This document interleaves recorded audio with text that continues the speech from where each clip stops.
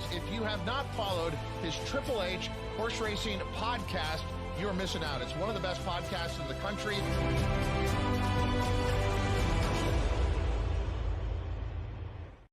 Good evening and welcome to episode 415 of Picks and Ponies right here on the HHH Racing Podcast. I am your proud host, Howard Kravets. Thank you very much for joining us tonight as we are covering a preview of Ohio Derby Day at Jack Thistledown Racetrack this Saturday. That would be June 21st. They have a fantastic late pick five, all stakes late pick five with three Ohio bred races and then two open company races featured with the Ohio Derby and a very, very interesting matchup of some very high quality horses. I also have some very important announcements that I'll be talking about during the show as well. But before that, we want you to hit that subscribe button on the bottom right hand side of the screen, notification bell on the top right, and smash that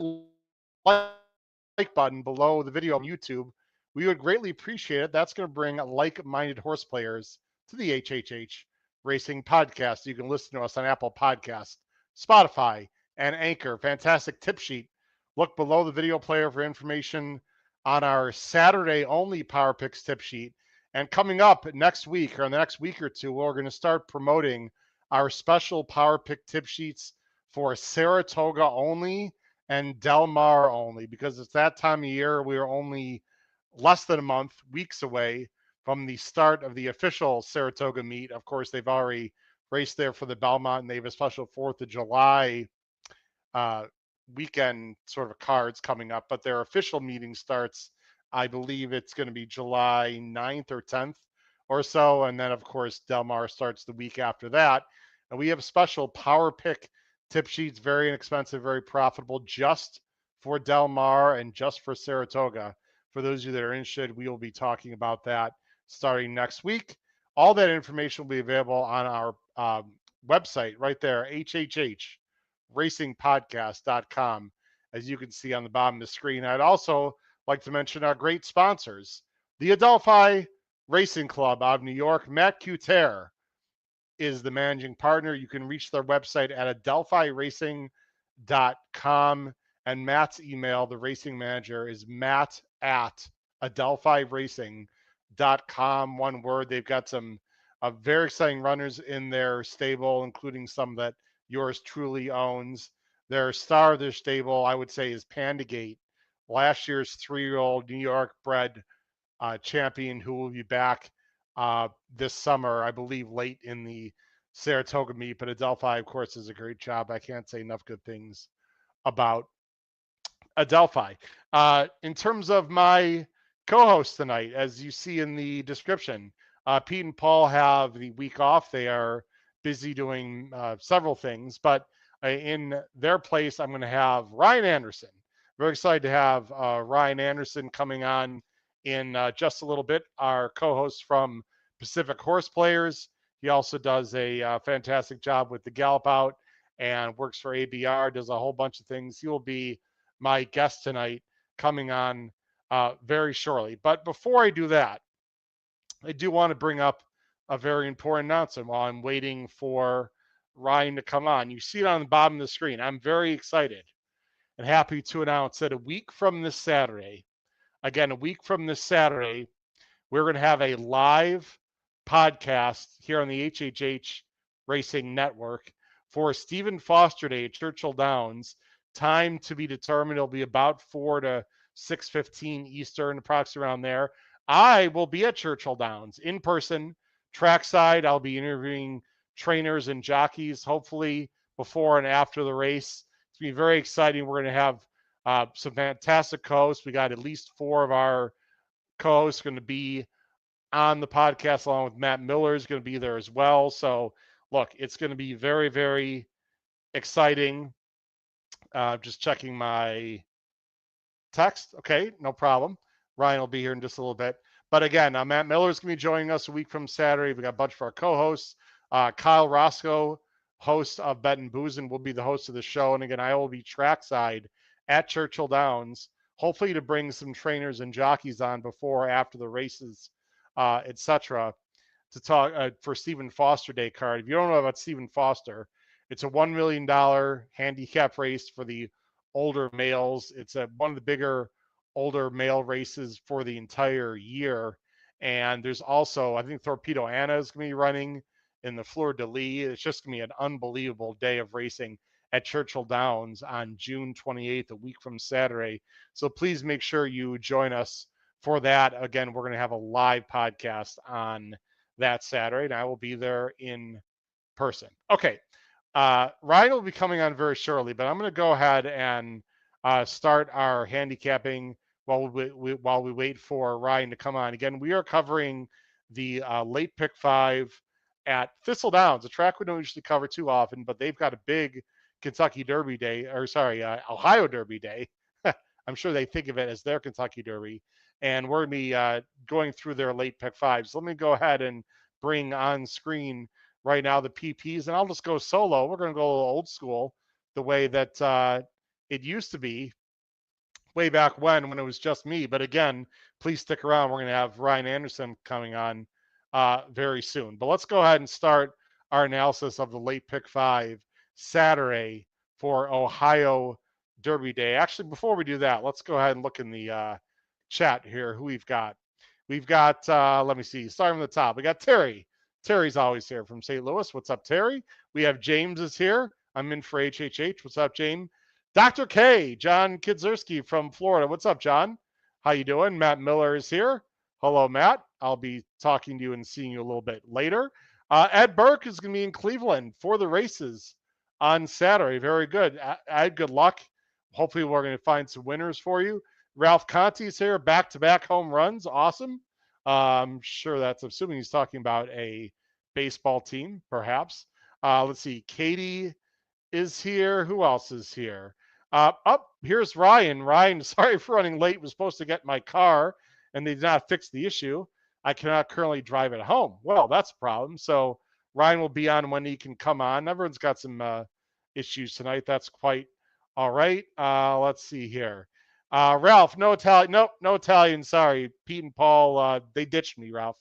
What do you want me to do? No, they got some family things and other stuff going on. And John is here. Sorry, I'm late. Was betting Churchill. Yeah, Churchill Downs is going on right now. John, no problem. John Fort Wendell. Appreciate you being here, John. All right, let's go ahead and start our handicapping, ladies and gentlemen.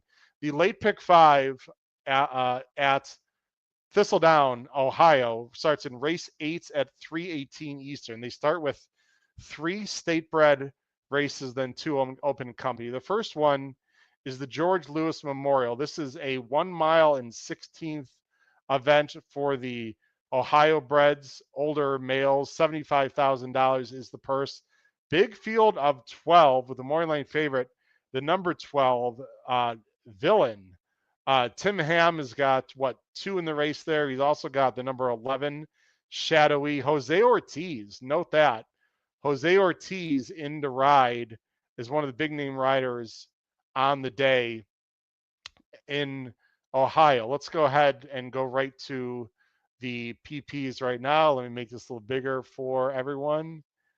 There we go. Oh, that's the Ohio Derby. We'll get to that. Here we go.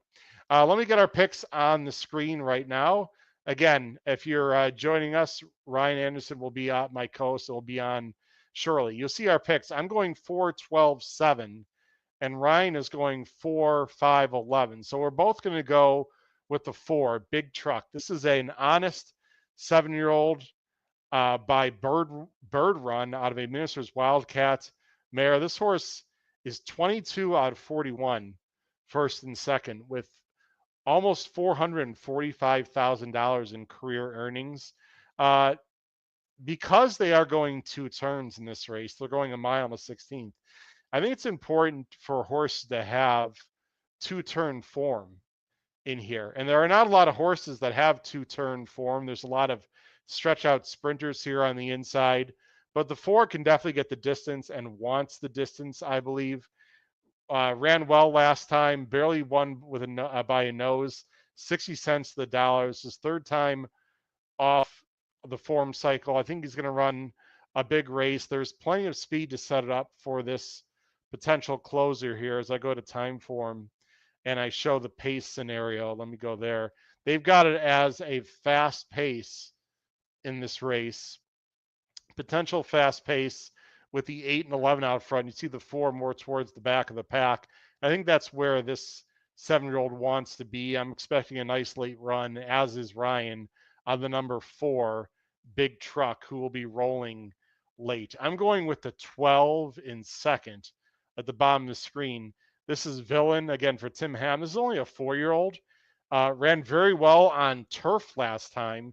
Looks like he's improving. The 12 is not a very good post at all, but maybe he'll show a little tactical speed. I think Jose Ortiz will work something out 7-2. He's one of the younger horses in the field, 13 out of 19 lifetime. He's very honest. I think Villain has a big shot in this race. Then I want to give a shout out, and Ryan doesn't have the source in there. I want to give a shout out to the number 7, Mr. Mobile, who's an 8-year-old.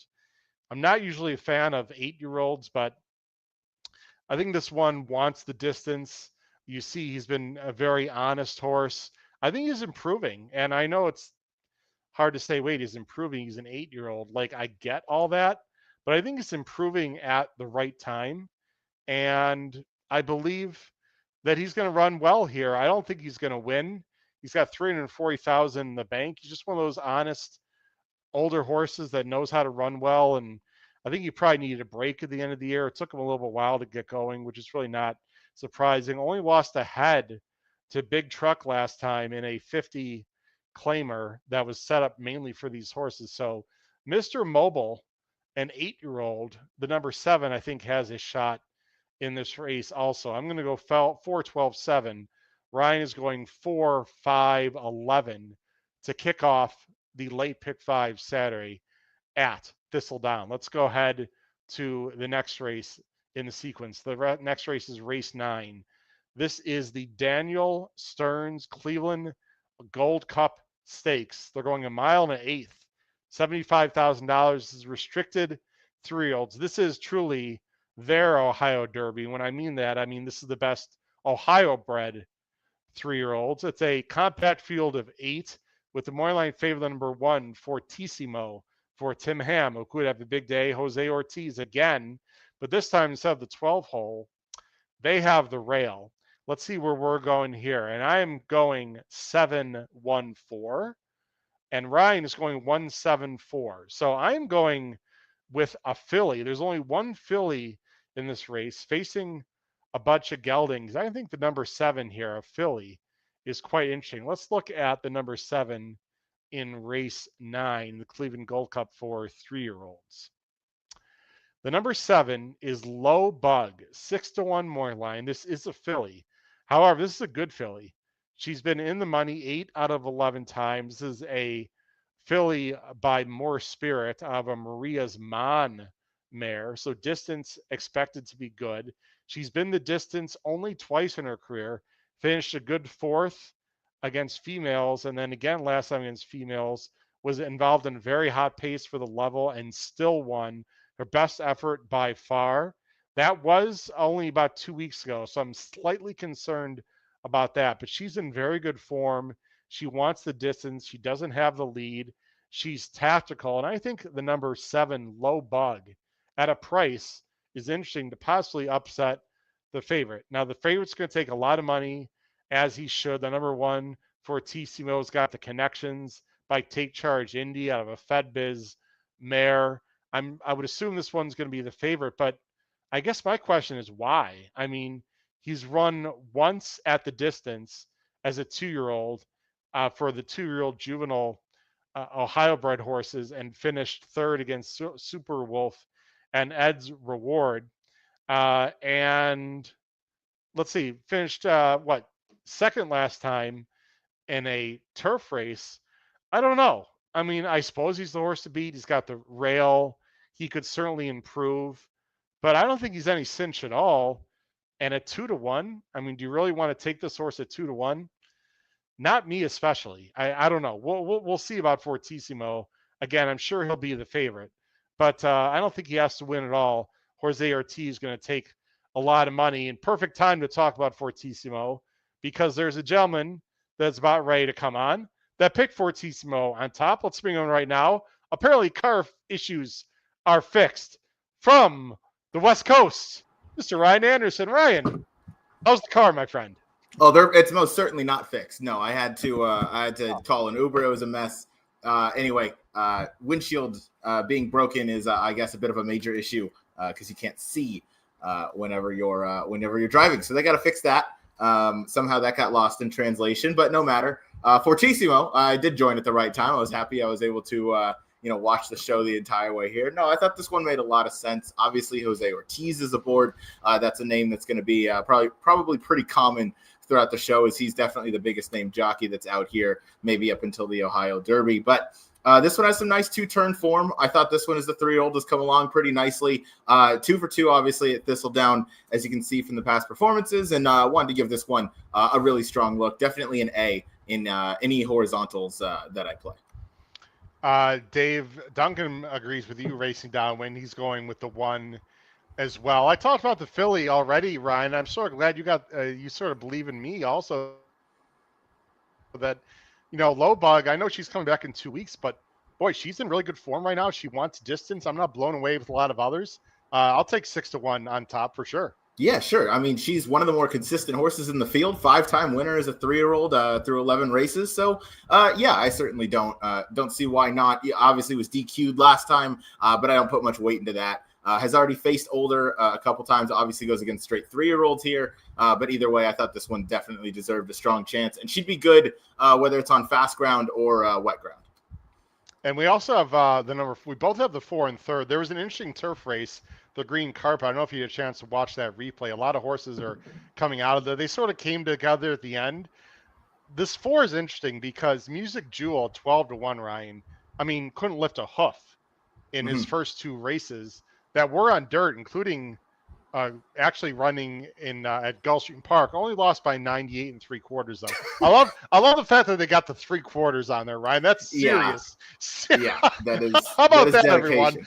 Didn't lose by 98. No, didn't lose by 99. 98 3/4. God bless that chart caller. Wow, that's very impressive there. But anyway, ran well. Was it the 2 turns? Was it the turf? Is he just growing up? Weird form lines here. Yeah, very weird form lines. Really weird that we both ended up with this horse in 3rd. But I don't know. This was kind of just that fuzzy horse. Hasn't gotten the chance to go long on dirt and succeeded going long on turf, or at least showed a much improved effort. Obviously faced a lot tougher down at Gulfstream and Tampa. So I don't know. I wanted to give this one a shot down in 3rd. I don't know that I'm going to be playing anything crazy in terms of horizontals, but I thought this was certainly a wild card you could throw in. And these state bred races often produce some chaotic results. So, why not Music Jewel? I just don't trust a lot of horses in here, and maybe Music Jewel is just getting better. I mean, obviously he's getting better. Maybe he just wants 2 turns, and they wouldn't run him in here if he couldn't run on dirt at all, right? So I just think it's a maturity issue, and I mean, who knows? A lot of things. I'm against the 2. Both of us are against the 2. Boots, Malone. I'll just give you a quick chance to explain why you're against the 2 at 5-2, and then I'll talk about the source for 20 seconds. Yeah, simply just I watched the replay last time in the green carpet that we were just talking about, and just didn't seem to want to get the rest of the distance. And going a mile and a 16th like we're going today, that matters a lot. Excellent horse going around 1 turn, especially for these Ohio breds. So if this was around 1 turn, absolutely this would probably be a single on the ticket. But going 2 turns, this one's going to have to prove it to me, and won't be on my ticket at a short price. Yeah, I totally agree. I don't think he wants 2 turns. He's got an inside post, but I'm going to be playing against. If this was a sprint race, I would take him in a heartbeat, but it is not, so I'm not going to. Let's go on to race 10. This is the last of the state bred races, Ryan. And before we do that, and I want to wait for you to come on, I wanted to say something. I already promoted, by the way, our exciting live broadcast that we're going to have Heard that. next Saturday. Let me just do that while you're on the screen here. Again, a week from Saturday, live podcast right here, HHH Racing Network. Many of our co-hosts are going to be on there. Kyle Roscoe is hosting. I will be live, ladies and gentlemen, live at Churchill trackside. Hopefully you get a chance to talk to some trainers and jockeys, or at the very least getting some audio tape and then maybe replaying it back. We'll see how that all goes. when you're there in person, it's not easy to talk to these guys and ladies and trainers right after the race. I'll see what I can do, but we're very excited to bring live information and live analysis next Saturday. So that's one thing I wanted to mention. And the other thing, something happened really cool today. I don't know if you saw this or not. I know you've been busy. I'm going to bring it on screen. But as you know, our good friend and host of Pacific Horse Players, Noah Maher, is interning for Thoroughbred Daily News, which is really cool. And they posted something on X. I'll bring it up right now. They posted this on X, which is really cool. It's a picture of Noah. I think this was actually when he was with me for Derby Day, this most recent Kentucky Derby. But I'm not going to read everything they said, but they're just TDN put out a post saying how excited they are that Noah's part of the team, and a picture of Noah at Churchill Downs, and he's doing great work interning for them, and he's doing some articles and whatnot. And I just want to say this, Ryan, and you're part of this comment also. I told Pete and Paul in a moment of when we were sort of talking about the podcast a little bit, maybe last year, that however long I do this podcast, however long I'm blessed to be on this earth, whatever, one of the things I really wanted to do is help the young people in horse racing and spread the love of this game. And I just cannot be more damn proud of you, Noah, Jackson, Charlie, Patrick, Kyle, all you guys for the unbelievable steps you guys have taken. Some of you more seriously into actually being in the business, like yourself and Jackson and Noah, and making it, maybe a lifelong job. Who knows how it's going to work out, but to give you guys the opportunity to shine, and then you guys taking advantage of that and making real strides in the business really warms the cows of my heart. And so when I saw this on X, I thought it was just really cool. So we're all really proud of Noah. I'm proud of you, sir. And I know you guys appreciate the opportunities you've been given through this podcast. It just makes me really proud and happy to see you guys flourish. Yeah, we certainly do. Yeah, we owe a lot to you for giving us this platform, and we certainly haven't squandered it. So yeah, obviously very proud of Lil Broa as he's coming right along with Thoroughbred Daily News. But no, that was awesome to see scrolling through my feed, seeing TDN shout him out. So yeah, way to go, Noah, and keep writing about some good plays. Don't give us all chalk, There you go, and hit more than just the late pick, the all-turf pick 3 on Sundays or whatever he's known for with you guys. All right, exactly. Let's get on to the third race, the middle race of this late pick 5 Saturday in Ohio. 6 furlongs. It's the Dr. T.F. Klassen Memorial Stakes, $75,000. Again, 6 furlongs. This is for fillies and mares sprinting. Interesting. So all fillies and mares, big field of 12. Morning favorite is the Rail Horse, the number 1 authoritarian girl for Ibarra and Gonzalez. This race I thought was tricky. Let's bring our picks on the screen. We're going a little bit different here. I'm going 3, 11, 1. I'm going price shopping. Ryan's going 10, 1, 11. Let's talk about your top choice first, Ryan. You're on the number 10. Kichi Kitsu, Scarrett, and Chavez. Let me go bring up on the screen. What do you like about the number 10 in race 10? Yeah, this one, there looks to be a decent amount of pace in here. I thought this one has a chance to maybe be in that front 2. And obviously going the flat 6 furlongs, there's always the chance that speed just kind of holds. So I thought the 10 could get a nice outside, pretty clean trip going around there. Enjoys the 6 furlong distance 10 times in first or second in the exacta out of 15 tries. Pretty consistent horse. Took a step in the right direction against higher company with first time in the barn for Scarrett, last time out. Now steps into obviously a protected spot as this is a stakes race. And again, it's just going to kind of have that outside speed, and that's always dangerous going the sprint distance. So one I wanted to give a look to on top. 5-1 I thought was a pretty fair price. Does the possible pace projector, I don't know if you've seen this or not, but does, now that you've seen it or whether you saw it before, bother you? They predict the 10 maybe to have the lead, but be pressed very hard by the 1 into a fast pace. Seeing that maybe for the first time, any concerns? Yeah, no, I checked the time form pace projections, and I mean, sometimes it's more accurate than others. I definitely put a little bit of weight into it, and fast pace. I certainly anticipate this race to be pretty fast paced, but there's always the chance going 6 furlongs at some of these tracks that the speed just holds. We've seen it time and time again. So this is one that I think can carry that speed through the 6 furlongs. Showed some gameness last time out to really get that head down across the wire and win by half a length and battle on. So I thought this one could maybe take a bit of a step up as this one gets back into stakes competition. So yeah, just one I thought had a shot. I will say, and I've watched a lot of these Ohio Derby Day cards, sometimes speed plays very, very well. In fact, they have a big day later in the year, and speed always plays well on that particular day. I don't know why. It's around a holiday. I'm drawing a blank as to which holiday it is. But anyway, they have like a lot of open company races. Speed can play very well there, and I'm sure the connections of Kichi Kitsu hope it plays well. This looks like to me an all or nothing type. I'm going to use this one extremely defensively. I just don't like the possible pace scenario. And frankly, this is a step up in class. I'm not sure how good she is. So because I thought it would be fast paced, or it looks that way, I'm going to go with a little bit of a long shot here. I'm going to go with number 3, Lofty Cowtown.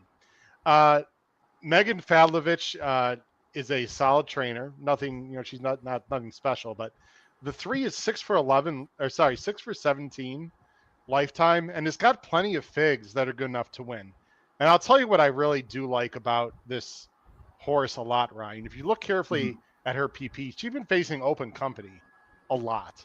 These are Ohio breds. That is a major step down in class. Now I know N1Xs, N2Xs, at Thistledowns and in Ohio is not like your N1, N2Xs at other tracks. But for the level and who she's facing, it's definitely more difficult. And yeah, she's a little bit in and out. But again, I've talked about this many times on the show, Ryan. She was mainly a forward horse, right? I mean, early in her career as a 4-year-old, she's got a lot of 1s and 2s, right? Then she took a break, and it looks like they either purposely or not, I don't know, tried to change her in a closer. The first race on the 25th back, she was 36-1. Okay, she didn't do much. It was a slow pace. The next race is a mile. She doesn't want to go a mile at all. This last race, okay, maybe it was the slop. I will give you that. Slightly concerned only she moved up because of the slop. Maybe. However, she did close and win with her best fig. She's been off since March, Ryan. She's got a lot of works. It looks like they're preparing for this race only, including a bull at work. Of course, only 5 workouts. Okay. I realize I'm taking a flyer here. I just have a feeling she's going to sit off the pace. There's going to be a lot of speed. I like the break here that she's been off a while. And I just want to take a shot in a race where I just don't have a real strong opinion. I'm going to go with number 3, Lofty Cowtown, to maybe upset the field. I've got Lemon Moose at more likely 4-1. Again, this is a horse that doesn't need the lead, but should be sitting right off of your 10 or sort of maybe, right off the lead. And she's probably a better horse, to be honest. Second off the layoff, very likely winner here to me. Probably more than the 3, but the price will be 3 times less on the 11. You've got the 11 third. Any thoughts on the 11? I'll let you talk about the rail horse, and we'll move on. Yeah, I thought this one showed a lot of promise coming back off the bench off of almost a year layoff last time out. And ran a solid 63 buyer. Again, first claiming company, but, $50,000 claimer, step into this. It's not a huge stretch. There's certainly bigger. I don't think the gap between, the claiming level horses and the stakes winners at Thistledown are necessarily as big as they would be, it's a Churchill or Del Mar or, a main track. A lot of these kind of go up and down the ranks. As you can see, this one was in a stakes race here at Thistledown this time last year. In fact, it was this exact race last year. I thought Lemon Moose had a shot. I think they're going to heat things up. I think this one's just going to kind of sit in the 2-path, maybe right behind all the speed horses. Should just get the kind of first run. There weren't too many deep closers in this field. I thought this one can pick it up nicely, going the flat 6 furlongs. Newport Lights with no Charlie, Mr. Ohio State. I thought about bringing him on, but he's busy and doing some other things, and so we couldn't get Charlie on. I'm not sure he's a big fan of Thistledowns, but anyway, I'm sure Charlie will be paying attention to the races in Ohio. Let's talk about the rail quickly, and then we'll go on to the 2 big races of the day that are open company. Authoritarian Girl might be the favorite here, 7-2 more line favorite. I mean, she's going to show speed from the inside. There's never anything wrong with that, Ryan. I just think she doesn't like to pass horses necessarily. And if your 10 breaks and goes well, that's going to be a problem for her, no? Yeah, it is. And that's why I couldn't pick this one on top. I think the rail going these 6 furlongs is not ideal, even though She has some speed. She's been facing some smaller fields, and when she's drawn to the inside, she has not performed as well. So that was definitely a red flag for me. But one, I thought, again, if, the intention from the rail has to be there to send to the front at all costs. So maybe that kind of makes up for the difference, and Authoritarian Girl is able to get a clear lead just with the intention from the rail verse in the 10 post. You can kind of see how things play out and maybe judge your trip from there. Authoritarian Girl is going right to the lead. Well, this is 2 back, and these are the 2 horses running that we've talked about. The number inside, the 2 is Authoritarian Girl. Your 10 on Saturday is the 5 on the outside. I mean, can't you see this exact scenario as we see on the screen happening on Saturday? The only difference is it's a bigger field with probably better horses chasing them.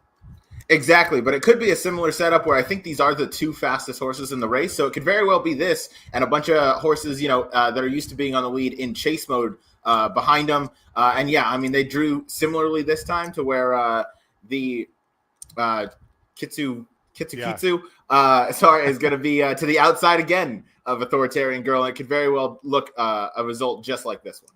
Yeah, but here's the problem. I'm not in the best of shape. I think I could run faster than these gals are running the last 16th of a mile there, Ryan. Yeah. That looked actually, we can tell exactly the time. I'm curious to look at the elapsed, the incremental pace here. Yeah, they came home in 13.5 and 13.4. I know these are higher-bred, fillies, but that is that's a slow final fraction. If that happens, my feelings, one of them's going to get caught. I'm selfishly hoping it's the 3 or the 11. But that's interesting replay to show. It sure looks like the same thing could happen with other speeds in the race as well on Saturday. All right, Ryan, let's get to the big ones here. They've got 2 open company races, and I have pretty strong opinions on these 2. And we'll see. Ryan has no idea if we're similar or not, but he's about to find out. Let's go to race 11. Race 11 is the female 2-turn race. Look at the purse, $250,000 Thistledown's putting up. 1 mile and 1/8. It's the Lady Jacqueline Stakes, for 3-year-olds and up, fillies and mares. There's some names that we certainly know here. Nice open company horses.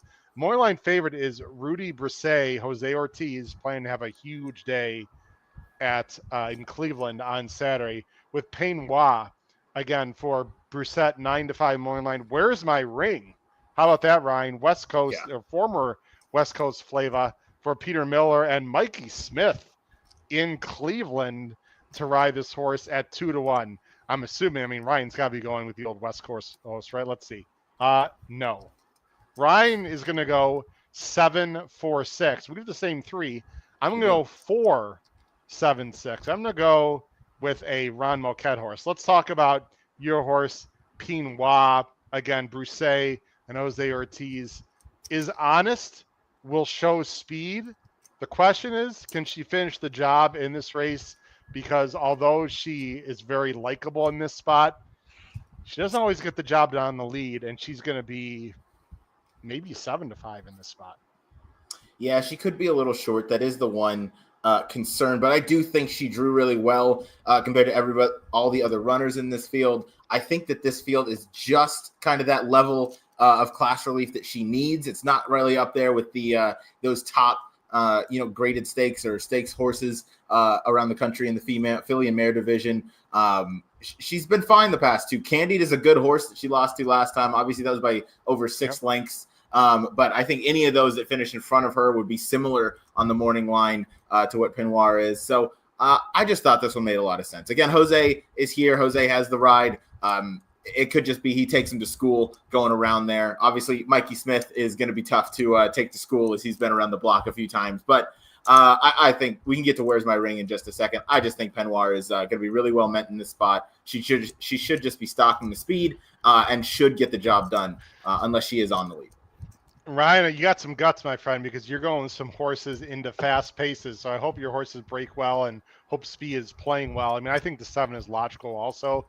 But with the 1 and 2 sending from the inside and the 5 and 6 not slow, it sure looks like there could be a hot pace here. Now, you never know, like you said, it's true. But I think Penies is probably the best horse in the race, but I don't like her for the reasons I mentioned. Let me go ahead to my top horse here.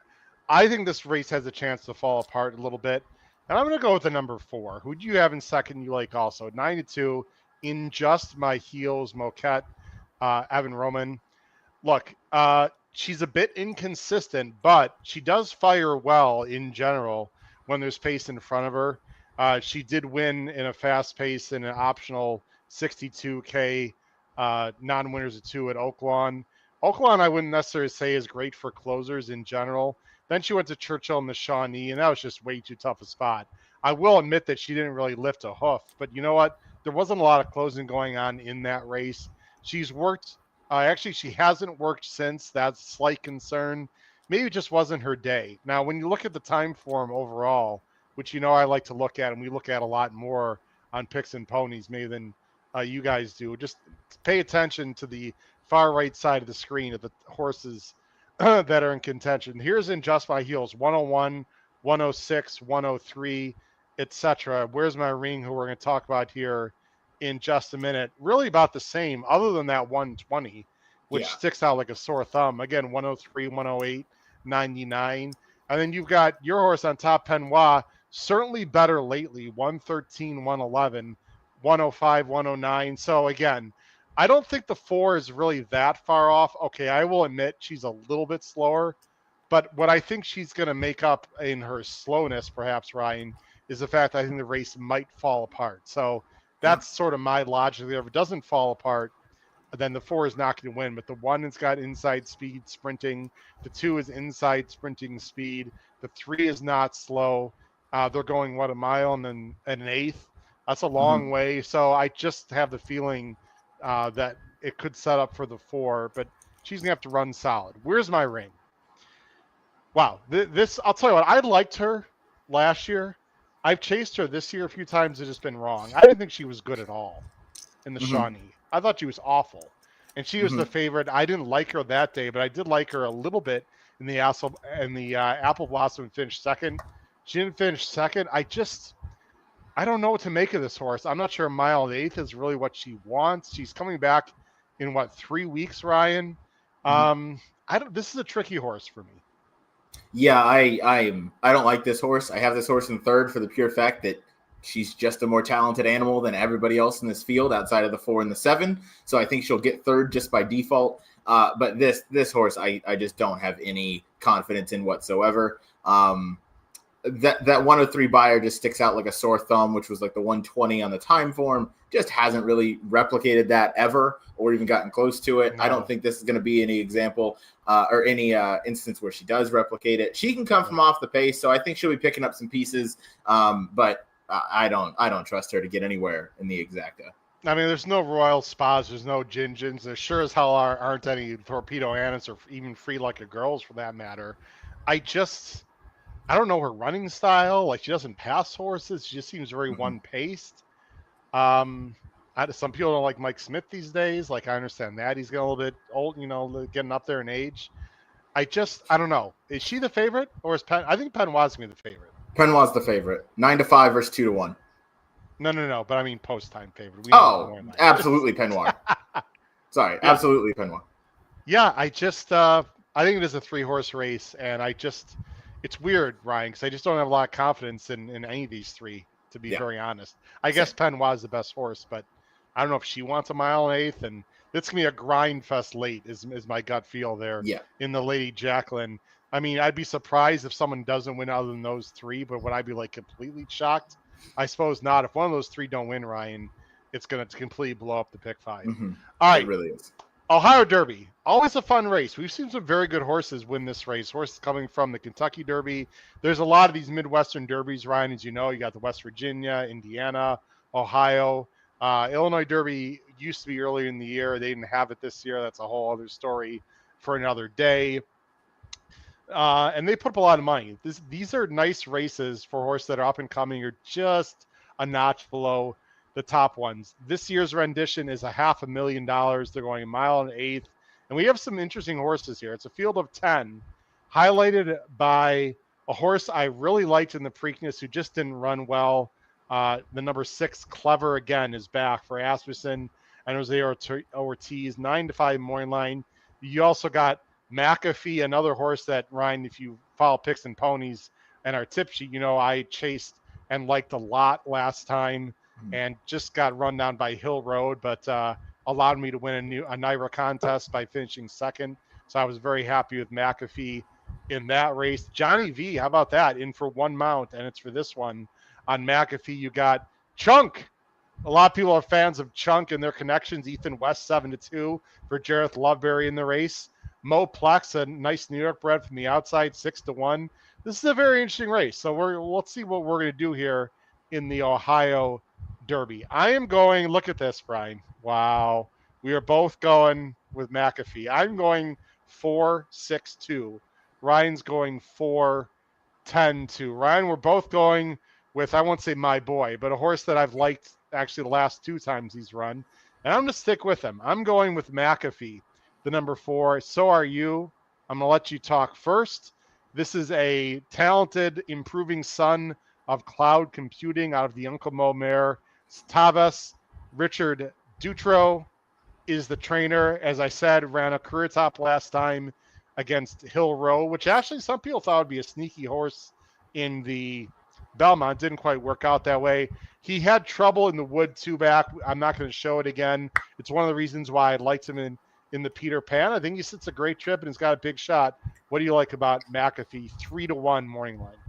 I would say there's two things that stood out. First is obviously the progression you can see in McAfee's form. Every single race is better than the last. And the second one is the jockey that came in town to ride. Johnny V does not need to have another stakes win, another grade 3 stakes win in Ohio. He doesn't need it. If he's coming in, it's because this horse is well meant. This horse took a huge step up last time with the blinkers, showed a whole different dimension, didn't really have any sort of speed prior to that. This one got him a lot closer last time out in the Peter Pan. And yeah, I mean, I just think that this horse is, if this horse is anywhere near 3-1, I would put an irresponsible win wager for sure. I think this horse is in a super spot, should get all parts of the pace set up. Which I'm sure we'll talk about the pace dynamics here in a bit, but there seems to be an abundance of it. McAfee should just sit right behind all of those leaders. And obviously with the distance of 1 1/8, that last 2 furlongs as they kind of turn in and go down the stretch is going to be crucial. But I think McAfee is going to be in a great spot. Johnny V is just going to take everybody else here to school.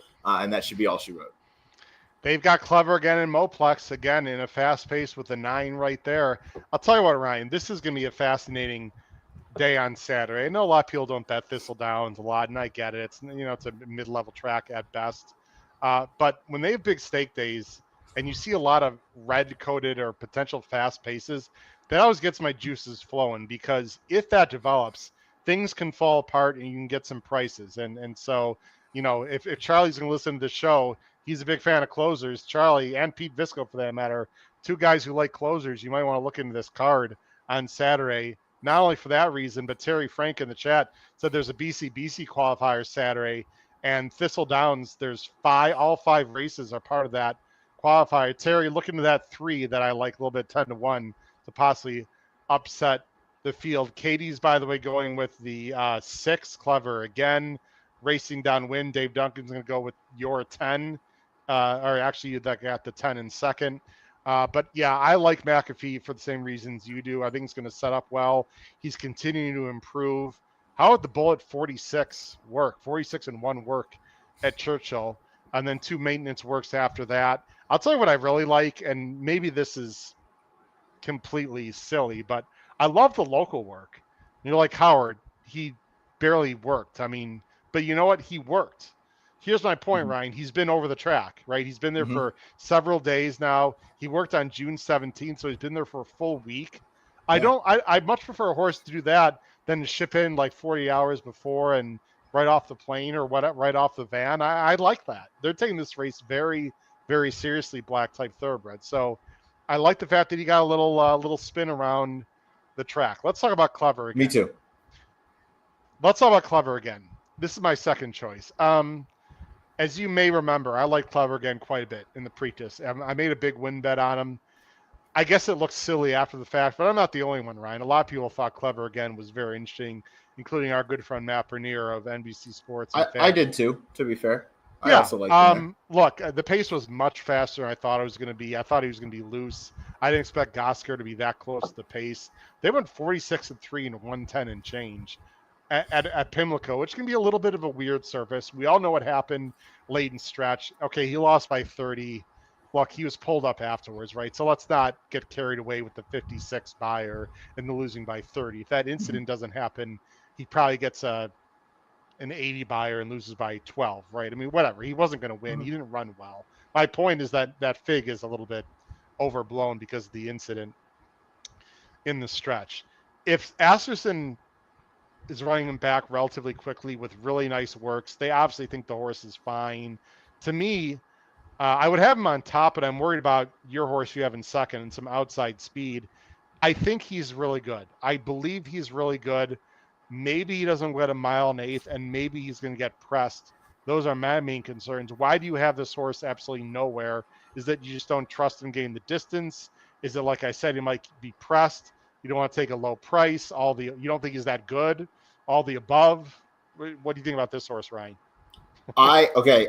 This might be a little bit controversial given the amount of trouble in the Preakness that he encountered, but when he is looked another horse in the eye, he does not do well. He needs to be out on a very clear lead, which I don't think he gets in this spot. Nope. So wait, who's in front of him at the first turn? It's going to depend a lot on intention, but I think the 9 Master Controller with Chris Emmy just breaking the maiden in a given it was a maiden claiming race for 100K at Churchill Downs, but has clearly come out of that race to work well, fired a bullet on June 14th. Obviously, Moplex has some speed, although I don't really anticipate him to be pressing the pace. I would think the pace is going to come from Master Controller, the pace to press McAfee, that is, would come from Master Controller, would be the main one. And Moplex, certainly, if the 9 doesn't send or if one of them maybe scratches out, I could certainly see the other one taking it to Clever again early. There, of course, is a scenario where Clever again gets loose because the other 2 jockeys don't want to, press and go some suicidal pace. So maybe I could see that. But either way, Clever again is just going to have to prove me wrong in this spot. 9-5 is way too short to take on a horse that I don't think is going to get an absolute clear lead. And last point is I don't think a mile and an eighth is what he wants. I think Breeders' Cup Dirt Mile, like the 2-turn mile at Del Mar, I think would fit him really well. He can carry that speed well going that distance. But I think going any farther than that, I think you're pushing it. I still think he's very talented, and I don't think we know what he is. It's only his 5th lifetime start. I take your point. You could absolutely be right. I just have a hard time believing that an American Fair out of a Galileo mare can't get distance. But we'll see. I wouldn't bet him on the win end at all in this race at anything low. Obviously, I don't even have him on top. So I agree with you there. Let's talk about your horse. And in the chat, I'm assuming that you are believing the same thing that Racing Downwind is thinking. I'm looking for the 10 to sit behind the 6 and 9 and get the perfect trip and get first run on Chuck of Gold and McAfee. Is that how you see the number 10 Moplex, very likable New York bred who has not run since April, but is working absolutely fantastic over the training track at Saratoga? Is that how you see it breaking from the 10 hole? I will say, Ryan, it is a decent run into that first turn. So I don't think you should worry about that too much.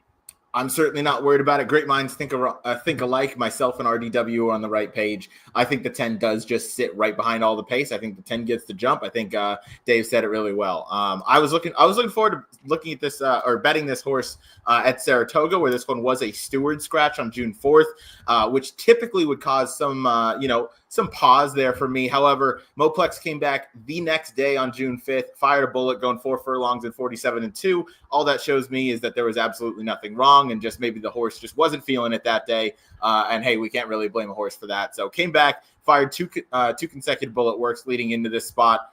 Obviously, I don't think this was the number 1 target goal. It was definitely during the stakes in the Mike Lee at Saratoga for the Belmont Racing Festival. But this horse is sitting on go. I think the 2 bullets kind of prove that. This horse is just ready to fire a big shot. So I wanted to give Moplex a good shot. And 6-1 is certainly a price I would like. And I think you'll get every bit of that. I like this horse, Ryan. I hate this spot. I couldn't disagree more with you and Racing Downwind. We'll find out. I don't think this horse wants any part of 9 panels. I've never thought this was a distance horse. He's never been 2 turns. Now he's got to chase a very good, fast horse and Clever again, plus another. I do agree that he might sit a good trip, but I think, when they reach the top of the stretch and going deep in the stretch, this horse is going to be panting on his hands and knees reaching for an inhaler. these complexities to me do not want to go long. I don't see it. I could be very wrong about this horse. Maybe you're right.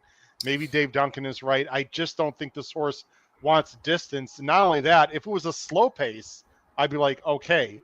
But considering it's going to be a fast pace, even if he sits off it, he's still going to have to go, 40, 48, 47 and 4. And then he's going to have to, outkick Chunk and McAfee. And I don't know. I don't see it. Well, we'll find out. Moplex is an interesting entry here. But the fact that he was in the Mike Lee entered, which was at 7 furlongs, the Mike Lee was, right?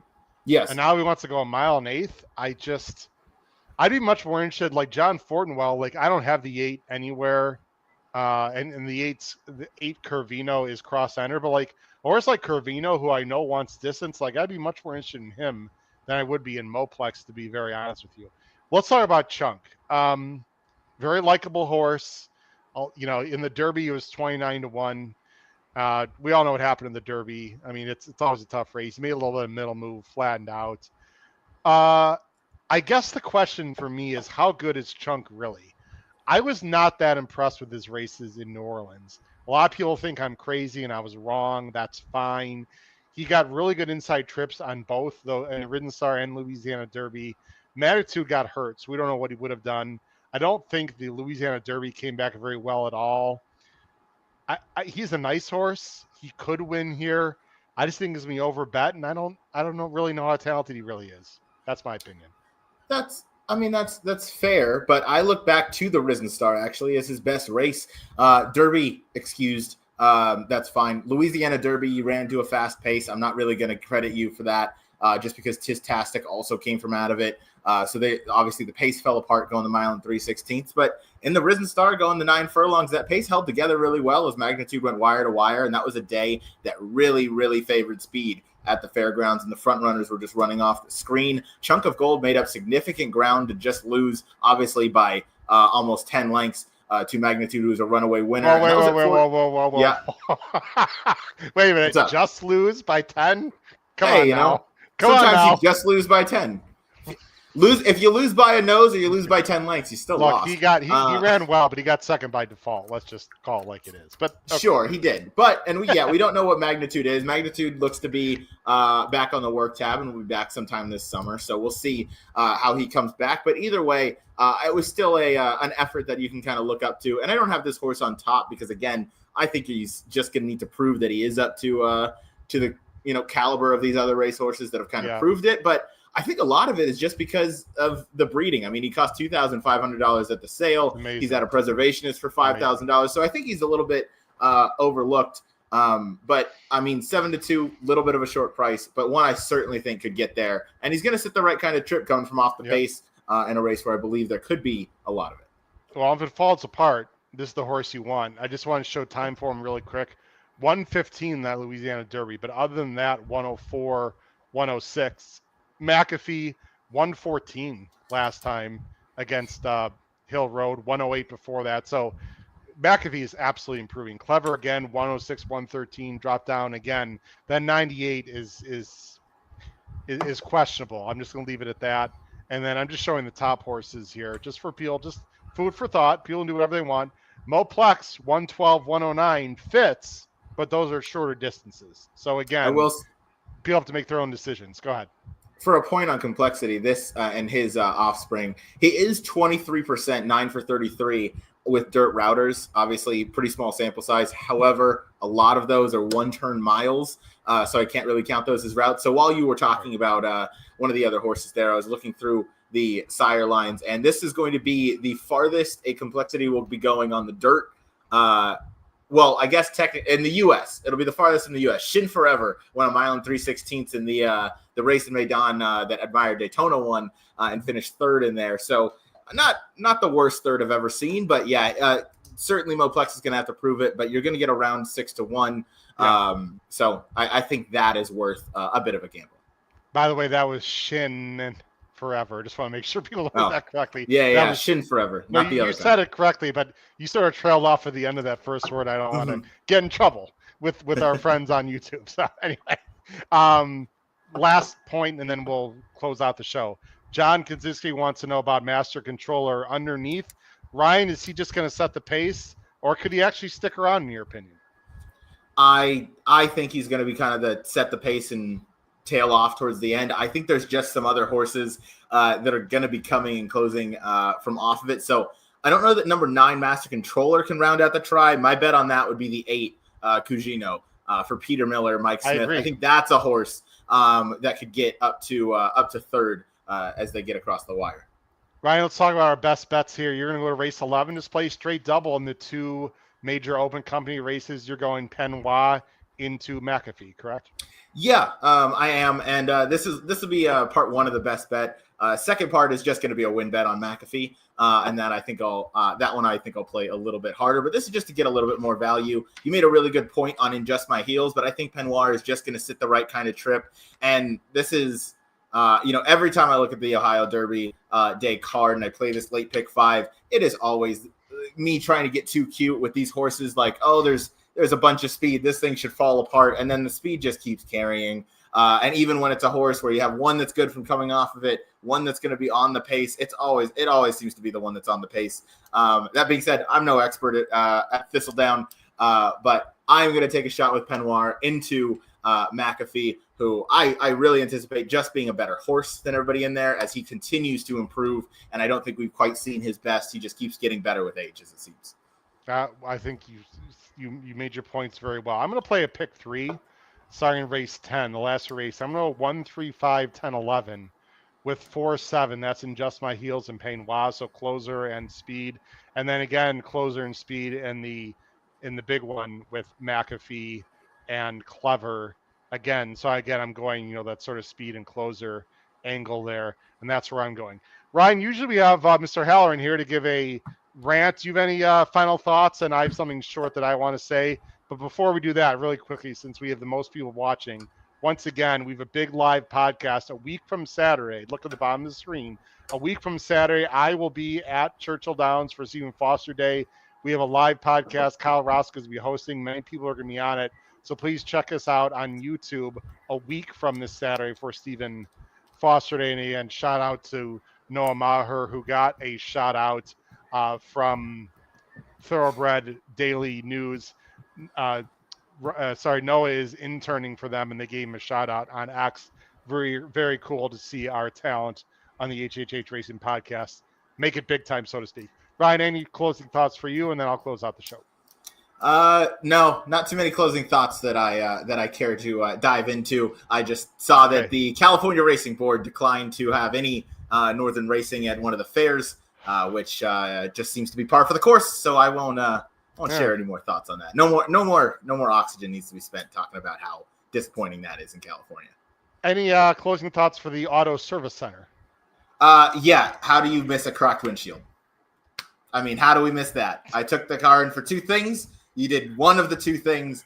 I get that batting 500 gets you in the Hall of Fame, but not if you work at a car service center. So I look forward to being able to see out of my windshield tomorrow. Yeah, that's all I got there. There you go. That's a good rant. I'm going to give a very short rant.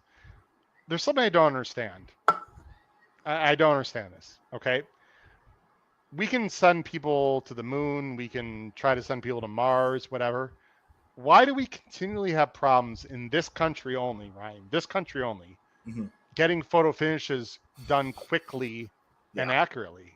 I don't. Yeah, I'm watching Royal Ascot, which I was there last year. These horses are like literally 50 yards apart, right? Like it's a massively wide track, and there's some very close photos. And like 15 seconds, there's the winner. Yeah. You go to like Hong Kong, they have like very, very quickly. A lot of Euro tracks very quickly. We take 10 minutes for some of our photos. Like we want to get it right, Ryan, right? We want to get it right. I understand that. Can we please, ladies and gentlemen, get cameras on the wire at every single, at least major track? So when the race is over, we can tell within 30 seconds who the winner is and move on. You know what track actually does it best in the United States, Ryan? You might be surprised that I'm going to say this. What do you think track has the best photo finish line in the country? Ooh, I think honestly, Horseshoe Indy has a pretty good one. I'll give them a shout. They do. I was thinking of one in your neck of the woods. Oh, what? Los Al? Los with the quarters? Alamitos has the best ground level finish line camera everywhere. And in fact, at night, when you watch Jose Contreras in the game, the best late pick 4, by the way, in the country. Los Ponies. Right? That's right. They have that line. They have that like imaginary line. I'm talking for the quarter horse races. Yeah. Like exactly, Dave Duncan. Like, why is that so hard, Ryan? I don't like Santa Anita. The wire is the camera's a little bit before the wire because when oh boy, I'm drawing a blank now. When Beholder won, everyone thought she didn't win, and I'm like, I think she did win because that camera at Santa Anita is not exactly on the wire. Like WTF? It's a mess. I don't. No, it's an absolute mess. It makes absolutely no sense in the world. It's the same lack of logic and lack of implementing the technology that we still use the chain gang in NFL football games. I mean, it is 2025. What are we doing? I don't know how. Like, I'll be betting Hong Kong at 2 a.m. with Jackson and Noah and whoever else is alive at that time of night. We'll watch a race photo finish. The photo's up on the screen by the time we can ask who won. It's unbelievable, isn't it? It's nuts, and it's insane that we don't have that here. They got to fix it. Well, Ryan, really do appreciate you filling in tonight. Did an awesome job. Sorry about the car, but I appreciate you jumping on. Very exciting. Hey, it's all good. 5. Shin happens, right? Yes, shin happens. Very excited for the late pick 5 Saturday. I'm going to be punting. I'm going to be handicapping. Again, punting, European term. Punting in this case, not meaning skip it, meaning I'm playing it. I'm going to bet it. Thistledowns on Saturday. Late pick 5, all stakes late pick 5 for the Ohio Derby. Last thing, I would mention you spread in the first 3 and go less deep in the last 2. That's just my general opinion. But if you belong to the Power Picks tip sheet, Ryan, you'll get detailed information on how to structure your tickets. Ryan, where can people find you? And then I'll let you go. Find me over at the Gallop Out on YouTube, at 20 Lengths Clear on X, or America's Best Racing this Saturday for the Saturday show, starting noon Pacific till about, 2, 3, 4 hours. We'll just see how the racing day unfolds in front of us, but that'll be it. You can catch me and Jackson on the Saturday show this weekend. And of course, where can they find you on this network? Of course, on the HHH Racing Network every Tuesday, 6:30 Pacific, or whenever somebody needs a substitute co-host, I'll be in here. There you go. For Pacific Horse Players, hosted by intern of Thoroughbred Daily News, Lil Bro, and our good friend, of course, Jackson Muniz. For my good friend and excellent co-host, Mr. Ryan Anderson. This has been your host, Howard Kravets, episode 415 of Picks and Ponies. Crush your bets at Cleveland, Ohio for the Ohio Derby this Saturday afternoon. Take care, everyone. Have a great night. Bye-bye. Go Browns!